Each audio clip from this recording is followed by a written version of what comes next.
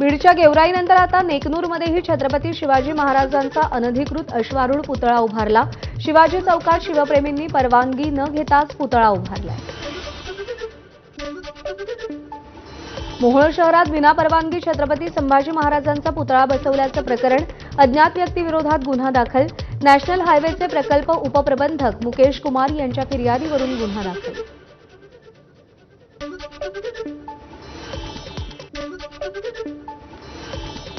बुलढाण्याच्या लोणार तालुक्यातील चिखला गावात संचारबंदी कायम। राज्य राखीव पोलीस दलाची तुकडी चिखला गावात बंदोबस्तासाठी तैनात।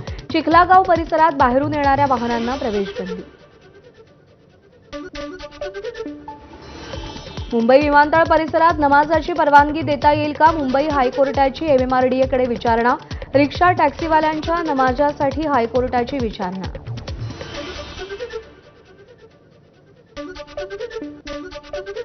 वाशिम जिल्ह्यात 12वीच्या परीक्षेदरम्यान झालेल्या कॉपीचं प्रकरण, तब्बल 60 शिक्षक आणि शिक्षकेतर कर्मचाऱ्यांवर गुन्हा दाखल।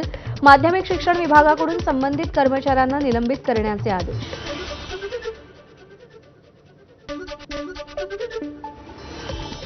बीडच्या माजलगाव शहरात 2 बहिणींच्या अपहरणाचा प्रयत्न। शहरातील आंबेडकर चौक परिसरातील घटना। लहान बहिणींना आरडाओरडा केल्यामुळे अपहरणाचा प्रयत्न फसला। पोलिसांकडून तात्काळ कारवाई करत 3 आरोपींविरोधात गुन्हा दाखल।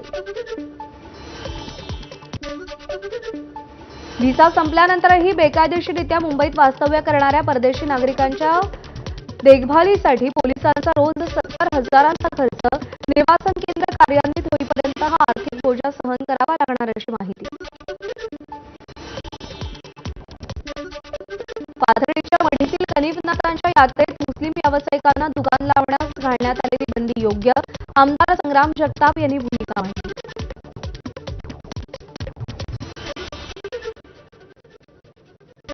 हिंदू जनक्रोश मोर्चा झाला, तिथं अनेक हिंदू समाज मोठ्या संख्येमध्ये जमा तिथं निर्माण झाला आणि मागच्या वर्षी देखील त्यांनी यात्रा उत्सवाच्या वेळी जाहीर केलं की आम्ही कुठल्याही प्रकारे इतर धर्मियांना, हिंदू सोडून आम्ही कोणालाही तिथं दुकाने यात्रेच्या लावून देणार नाही आणि तो गाव पातळीचा निर्णय आणि या वर्षी देखील त्यांनी तो निर्णय घेतलेला आहे आणि तो मला वाटतं की तो अत्यंत योग्य प्रकारचा निर्णय आहे। डीपी बॉक्समधील तांब्याच्या तारेची चोरी करणारी टोळी साताऱ्यातील वाई इथे अटकेत। कारवाईमध्ये पोलिसांनी 17 लाख रुपयांचा मुद्देमाल जप्त केला। आरोपींकडून 300 किलो तांब्याची तार, गुन्ह्यात वापरलेल्या 2 दुचाकी, 1 चारचाकी वाहन आणि 5 मोबाईल हस्तगत। कोल्हापूरच्या हातकणंगले कुंभोज मार्गावरती दुचाकीस्वाराचा भीषण अपघात। अपघातात तरुणाचा मृत्यू। एखाद्या सिनेमातल्या दृश्यांप्रमाणे ही अपघाताची दृश्य। संपूर्ण घटना सीसीटीव्हीत रेकॉर्ड। हातकणंगलेकडून दुधगावच्या दिशेने जात असताना हा अपघात झालाय।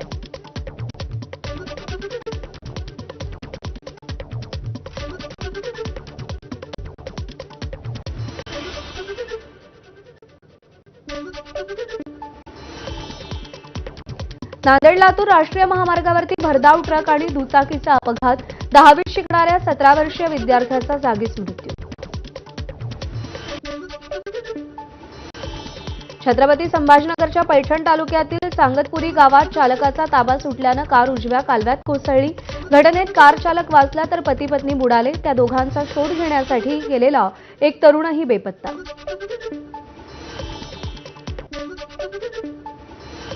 मुंबई पुणे एक्सप्रेसवेवरील वाहतूक कोंडीवरती आज स्थगन प्रस्ताव मांडला जाणार आहे। टँकर उलटल्यामुळे झालेल्या अभूतपूर्व कोंडीवरती आज स्थगन प्रस्ताव मांडला जाईल।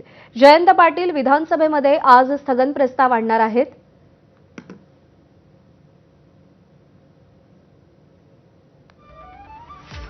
मोठी वाहतूक कोंडी झालेली होती या टँकर उलटल्यामुळे आणि त्या संदर्भात विरोधकांकडून टीकाही करण्यात आलेली होती। जयंत पाटील आज स्थगन प्रस्ताव आणणार आहेत आणि या विषयावर चर्चेची मागणी करतील। राजू सोनावणे आपल्याला अधिक अपडेट देतील। राजू,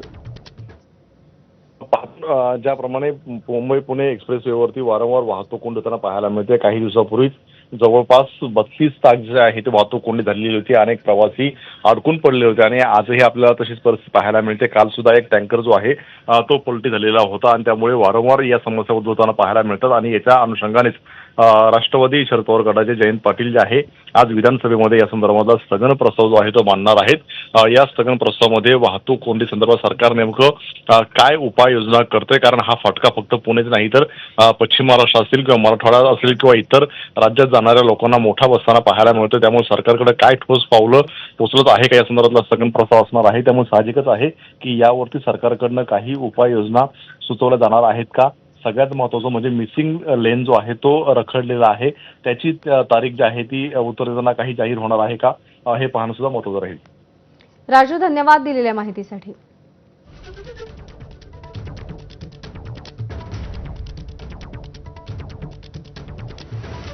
आणि यानंतर बुलेटिनमध्ये बातम्यांचा वेगवान आढावा आपण पुढे सुरू ठेवूया. राज्याच्या अर्थसंकल्पीय अधिवेशनाचा आता दुसरा दिवस. सभागृहात प्रश्नोत्तर आणि तारांकित प्रश्नानंतर राज्यपालांच्या अभिभाषणावरती चर्चा सुरू होणार.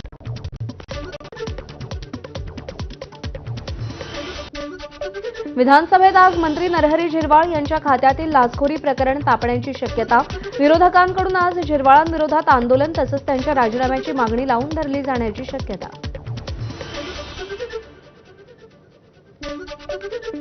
राज्यसभा निवडणुकीसाठी भाजपच्या कोअर कमिटीची आज महत्त्वाची बैठक. भाजपकडून 4 उमेदवार देण्यात येणार. यामध्ये रामदास आठवले यांचं नाव जवळपास निश्चित. इतर 3 जागांसाठी विनोद तावडे, विजया रहाटकर, धैर्यशील पाटील यांच्या नावाचीही चर्चा. मनसे अध्यक्ष राज ठाकरे यांनी नेत्यांची बैठक बोलावली. थोड्याच वेळात शिवतीर्थ या निवासस्थानी ही बैठक होणार आहे.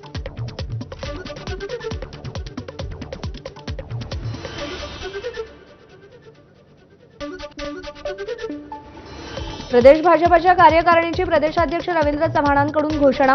12 उपाध्यक्ष, 6 सरचिटणीस, 12 चिटणीसांसह युवा मोर्चाच्या अध्यक्षांची घोषणा. केशव उपाध्ये, पडळकर, अर्चना पाटील चाकूरकर, सुजय विखे उपाध्यक्षपदी, नवनाथ बन यांच्याकडे मुख्य प्रवक्तेपद. मुंढवा जमीन घोटाळा प्रकरण मुख्य आरोपी शीतल तेजवानीकडून अटक बेकायदेशीर असल्याचा दावा. तर शीतल तेजवानी तपासात सहकार्य करण्यास नकार देत असल्यानं अटक केल्याचा पोलिसांचा हायकोर्टात युक्तिवाद. न्यायालयानं निकाल राखून ठेवला. मुस्लिम समाजाचं 5% शैक्षणिक आरक्षण प्रमाणपत्र स्थगित करण्याच्या राज्य शासनाच्या निर्णयाला हायकोर्टात आव्हान. 9 मार्चला सुनावणी होणार. भाजप नेते किरीट सोमय्या आज मालेगावच्या दौऱ्यावर. मालेगावच्या महापौर आणि उपमहापौरांचा सोमय्यांच्या दौऱ्याला विरोध. सोमय्यांना कोणतीही माहिती न देण्यासंबंधी आयुक्तांना पत्र दिलं. अहिल्यानगर महानगरपालिका क्षेत्रात रस्त्याच्या कडेला कचरा टाकणाऱ्यांवरती दंडात्मक कारवाईसाठी नवी शक्कल. रस्त्यावर कचरा टाकणाऱ्यांचा फोटो द्या आणि बक्षीस मिळवा. उपमहापौर धनंजय जाधव यांच्याकडून घोषणा. कचऱ्याची जी प्रक्रिया आहे ही रोज उद्भवणारी प्रक्रिया आहे. म्हणजे आपण सध्या 2 टाइम कचरा उचलायची व्यवस्था करतो. आपल्या घंटा गाडी प्रत्येकाच्या घराजवळ जात असते, तरी सुद्धा काही लोक, मी म्हणतो काही प्रमाणातले लोक मुद्दामून जाणीवपूर्वक गाडीवर जाताना रस्त्याच्या बाजूला कुठेतरी टाकतात. जे कुणी अशा लोकांना पकडून देईल किंवा त्यांचा फोटो आम्हाला पाठवल त्याला काहीतरी बक्षीस आम्ही त्या ठिकाणी देणार आहोत. गुहागर चिपळूण महामार्गालगतच्या चिखली येथील माळरानावरती भीषण वणवा. हजारो हेक्टरवरची काजू बाग जळून खाक. ऐन हंगामात शेतकऱ्याच्या हातातोंडाशी आलेला घास आगीच्या भक्ष्यस्थानी. चिखली मांडवकर वाडीपासून मुंढरपर्यंत 4 किलोमीटर परिसरात वणवा पसरला. विदर्भातील महत्वाकांक्षी वैनगंगा नळगंगा नदीजोड प्रकल्पाला मान्यता. त्यामुळे विदर्भातील घरगुती आणि औद्योगिक पाणी वापराचा प्रश्न सुटणार. या प्रकल्पामुळे 388 किलोमीटर लांबीचा कालवा तयार होणार. जलसंपदा विभागाचा मोठा निर्णय. शेगावच्या संत गजानन महाराजांचं मंदिर आज दुपारी 12 पर्यंत बंद राहणार. राष्ट्रपतींच्या दौऱ्याच्या पार्श्वभूमीवर मंदिरात सुरक्षा व्यवस्थेची रंगीत तालीम घेण्यात येणार असल्यानं आज 1.5 तास दर्शन बंद असेल. राष्ट्रपती द्रौपदी मुर्मू आजपासून 3 दिवसाच्या महाराष्ट्र दौऱ्यावर. मुंबईमध्ये हिंदुजा रुग्णालयाच्या वतीनं आयोजित करण्यात आलेल्या आरोग्यविषयक कार्यक्रमाला त्या हजेरी लावणार. तर उद्या शेगावला गजानन महाराज मंदिरात जाऊन दर्शन घेणार. तसंच आयुष मंत्रालयाच्या नॅशनल आरोग्य फेअर कार्यक्रमास उपस्थिती लावणार. कोस्टल रोड लगत 70 हेक्टर खुल्या जागेत हरित विकासाचा आराखडा. रिलायन्स इन्फ्रास्ट्रक्चर लिमिटेड मार्फत हरित विकास आराखडा राबवला जाणार. यामध्ये पिकल बॉल कोर्ट, विस्तीर्ण पक्षी मार्ग, मियावाकी वन आणि विविध नागरी सुविधा उभारल्या जाणार. राष्ट्रीय स्वयंसेवक संघाच्या मुख्यालयाला सुरक्षेसाठी एआय आधारित नाईट व्हिजन कॅमेरे बसवणार. संवेदनशील स्थळ असल्यानं वाहतूक पोलिसांचा निर्णय. जिल्हा नियोजनातून 2 कोटी रुपयांचा निधी मंजूर. मुख्यालयावरती 2006 मध्ये दहशतवादी हल्ला झाला होता. धाराशिवमध्ये सलग 2 दिवस अवकाळी पावसाचा तडाखा. पावसामुळे बागेतच द्राक्ष सडण्याची भीती. द्राक्षाला तडे जायला सुरुवात. त्यामुळे द्राक्ष उत्पादक शेतकरी आर्थिक संकटात. सरकारकडून मदतीची अपेक्षा. लातूर जिल्ह्यातील रेणापूर, निलंगा, लिंबाळा, औसा, अहमदपूर आणि उदगीर तालुक्यात वादळी वाऱ्यासह अवकाळी पाऊस. पावसामुळे आंबा पिकासह गहू, हरभरा आणि ज्वारी या रब्बी पिकांचं मोठं नुकसान.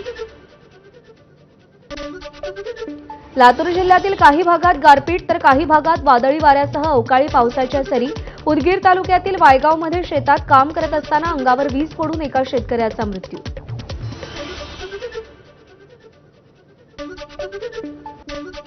नांदेडच्या हिमायतनगर तालुक्यात शेतात काम करत असताना वीज पडून महिला शेतकऱ्याचा मृत्यू. विशाखा येलकेवाड असं 30 वर्षीय महिलेचं नाव. शेतात हळद काढत असताना ही दुर्घटना घडली.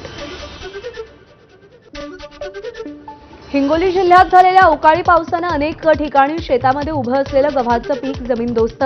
तर गव्हासह हरभरा आणि ज्वारी पिकाला फटका. भर उन्हाळ्यात पाऊस पडल्यानं शेतकरी हवालदिल. वर्ध्याच्या समुद्रपूर तालुक्यातील माणगाव परिसराला गारपिटीचा तडाखा. हिंगणघाट तालुक्यातील काही गावांनाही तुरळक गारपिटीचा तडाखा. गारा तसंच वादळी वाऱ्यामुळे गहू, हरभरा, ज्वारीसह रब्बी पिकाचं मोठं नुकसान. पंढरपूरमध्ये विजांच्या कडकडाटासह अवकाळी पाऊस. पावसानं द्राक्ष बागायतदार शेतकरी संकटात. द्राक्षांची तोडणी सुरू असतानाच आलेल्या पावसानं द्राक्ष सडण्याची भीती व्यक्त. त्यामुळे शेतकरी आर्थिक संकटात. गडचिरोली जिल्ह्याच्या अहेरी उपविभागात मंगळवारी अवकाळी पावसाच्या जोरदार सरी. पावसामुळे कापूस भिजला. त्यामुळे शेतकऱ्यांचं मोठं नुकसान. हातातोंडाशी आलेला घास हिरावला जाणार असल्यानं शेतकरीही हवालदिल.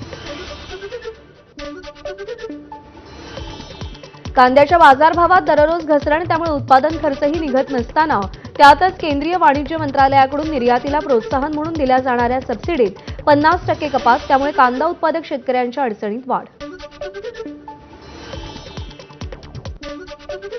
जळगाव जिल्ह्यातील केळी पीक विम्यामध्ये 216 कोटींचा घोटाळा. संबंधित 44,000 हेक्टरवरच्या शेतकऱ्यांच्या पीक विम्याची सुमारे 37 कोटी रुपयांची रक्कम जप्त. जिल्हाधिकारी रोहन घुगे यांची माहिती. प्रत्यक्षात केळीची लागवड असतानाही उपग्रहाद्वारे पाहणी करण्यात आली, ती आम्हाला मान्य नाही. जळगावमधील शेतकरी संघटनांनी नाराजी व्यक्त केली. तर सरकार आणि विमा कंपन्या शेतकऱ्यांना विमा देण्यापासून टाळाटाळ करत असल्याचाही शेतकऱ्यांचा आरोप. चुकीच्या पद्धतीनं केळी लागवडीचा पीक विमा घेण्याचा प्रयत्न करणाऱ्यांविरोधात सरकारनं कठोर कारवाई करावी. जळगावच्या असोदा गावच्या शेतकऱ्यांची मागणी. नंदुरबारच्या अक्कलकुव्यातील मालपाडा इथं शेतकऱ्यांच्या घराला भीषण आग. आगीमध्ये 3 बैल, 3 गायी आणि 2 वासरं जळून खाक. शेतकऱ्यांचा संपूर्ण संसारही उद्ध्वस्त. पीडित कुटुंबाकडून नुकसान भरपाईची मागणी. इराणवर हल्ल्यासाठी पोहोचलेल्या अमेरिकेच्या विमानवाहू युद्धनौकेत मलनिस्सारणाची समस्या. USS जेराल्ड फोर्ड या भल्या मोठ्या युद्धनौकेवरील 4,000 सैनिकांना स्वच्छतागृहात जाण्यासाठी 45 मिनिटांची प्रतीक्षा. USS जेराल्ड फोर्ड ही जगातील सर्वात मोठी विमानवाहू युद्धनौका सध्या पर्शियाच्या आखातात डेरे दाखल. रशियाच्या मॉस्कोमधील एका रेल्वे स्थानकाजवळ शक्तिशाली स्फोट. स्फोटामध्ये एका पोलीस अधिकाऱ्याचा मृत्यू तर 2 जण जखमी. या स्फोटात वाहतूक पोलिसांच्या एका वाहनाला लक्ष्य करण्यात आले. अमेरिकेच्या पूर्व किनाऱ्यावरती जोरदार बर्फवृष्टी आणि धोकादायक परिस्थितीची शक्यता. हिमवादळामुळे एअर इंडियाची नेवार्क आणि न्यूयॉर्क उड्डाणं रद्द. प्रवाशांनी सहकार्य करावं अशी अपेक्षा. प्रवाशांना सहकार्य करणार असल्याची कंपनीची माहिती.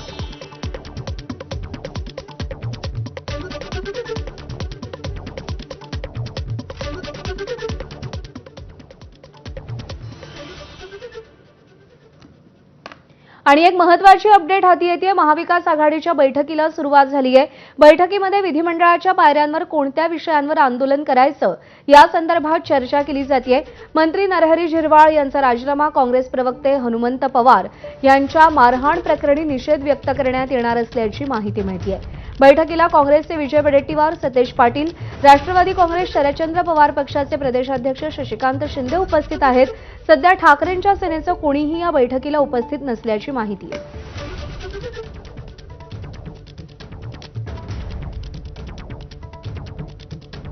महाविकास आघाडीच्या बैठकीला सुरुवात झालेली आहे। आज अर्थसंकल्पीय अधिवेशनाचा दुसरा दिवस आहे। अधिवेशनापूर्वी पायऱ्यांवरती कोणकोणत्या मुद्द्यांवरून आंदोलन करायचं या संदर्भात या बैठकीमध्ये चर्चा सुरू असल्याची माहिती मिळते। एक छोटासा ब्रेक घेतोय बुलेटिनमध्ये। या बातम्यांसह पाहत रहा एबीपी माझा।